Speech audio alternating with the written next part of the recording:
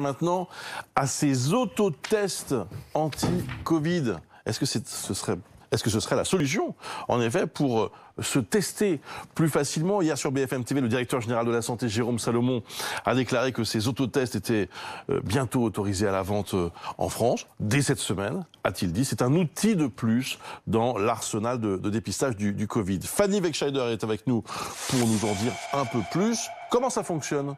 Ces autotests. Comme leur nom l'indique, ils fonctionnent par nous-mêmes, c'est-à-dire qu'on les réalise soi-même à son domicile. Ils font partie de la catégorie des tests antigéniques et donc à ce titre, ils fonctionnent à peu près de la même manière, par prélèvement nasal. La petite différence tout de même, elle n'est pas moindre, c'est qu'ils sont moins douloureux ou moins, on va dire gênant pour les plus sensibles, puisque quand on introduit alors on va le revoir peut-être du début, quand on introduit l'écouvillon, pas besoin d'aller jusqu'au niveau du nasopharynx, comme pour certains tests PCR ou antigéniques, juste au niveau de la narine, il suffit de frotter à ce niveau-là. Ensuite, on met l'écouvillon dans un petit tube de réactif, et puis comme c'est un test rapide, on obtient un résultat donc par une bandelette type test de grossesse, ou alors encore sur une application selon les tests qu'on utilise. Résultat au bout de 10 à 20 minutes maximum. L'intérêt de ces autotests, c'est qu'ils sont rapides. Tout d'abord, rapides à réaliser. On va le voir, rapides à réaliser puisqu'on le fait immédiatement dès qu'on a l'impression d'avoir un symptôme, au lieu d'attendre peut-être 1 ou 2 jours avant d'aller en labo.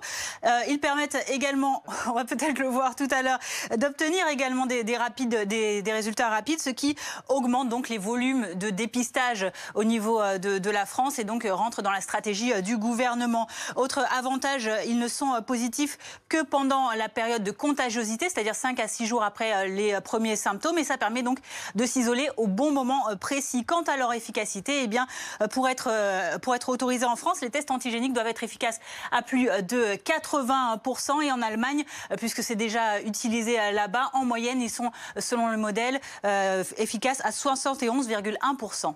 Quand pourrons-nous les acheter en France ?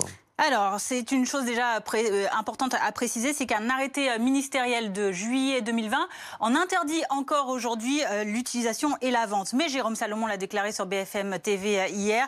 Ça va donc changer dans la semaine. Voici les différentes étapes. Tout d'abord, vendredi dernier, un groupe d'experts s'est rencontré pour définir les critères minimums de performance. Ensuite, la Haute Autorité de Santé, cette semaine, va rendre un avis sur les conditions d'homologation, de distribution et d'utilisation de ces autotests. Ensuite, le gouvernement, sur la base de ces avis, rendra son agrément, et seulement à ce moment-là, alors la commercialisation sera possible. Où les trouverons-nous ces autotests ?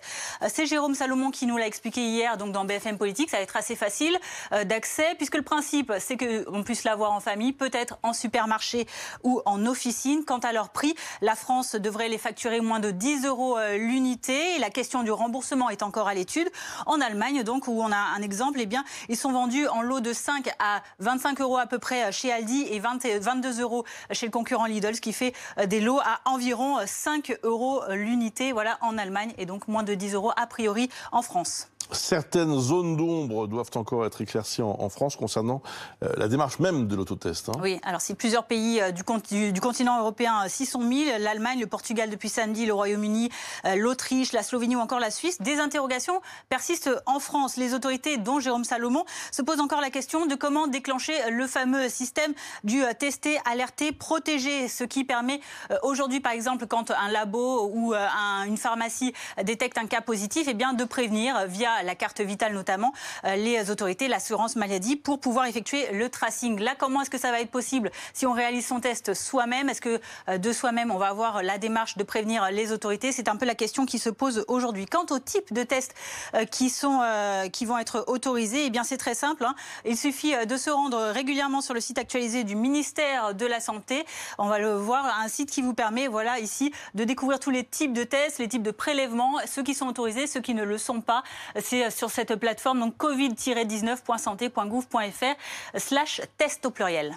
Merci beaucoup Fanny pour toutes ces précisions.